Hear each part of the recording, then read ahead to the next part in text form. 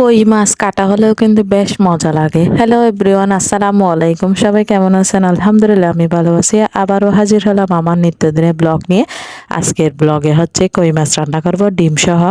তো প্রথমে এগুলা কেটে নিয়েছি, তারপর হচ্ছে একটা ডেকচিতে পরিমাণ মতো তেল দিয়ে তারপরে এখানে পেঁয়াজ কুচি দিয়ে দিয়েছি, রসুন আর পেঁয়াজ। তো বন্ধুরা, ব্লগটি করতে কিন্তু একটু অসুবিধা হয়েছিল, সেজন্য কেউ মাইন্ড করবেন না।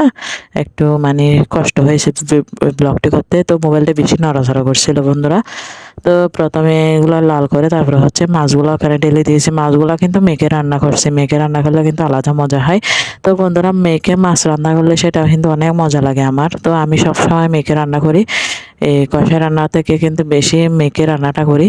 তো বন্ধুরা, কই মাছ কাটা হলে কিন্তু অসাধারণ খেতে, বেশি মজা হয়েছিল। বৃষ্টির দিনে কিন্তু মাছগুলা বেশি পাওয়া যায়। তো ডিম সহ হয়েছে। তো বন্ধুরা, কিরকম হয়েছে অবশ্যই জানাবেন। ভালো লেগে থাকলে অবশ্যই লাইক কমেন্ট শেয়ার করে দিবেন, আমাকে বেশি বেশি সাপোর্ট করবেন। নতুন ইউজার, নতুন ব্লগার, তো আমার আইডিটা ফলো করে দিবেন। অল্প পানি দিয়ে কিছুক্ষণ রান্না করলে আপনার মাছ রান্না হয়ে যাবে। এটা হচ্ছে ফাইনাল লুক। তো বন্ধুরা, সবাই ভালো থাকবেন, সুস্থ থাকবেন।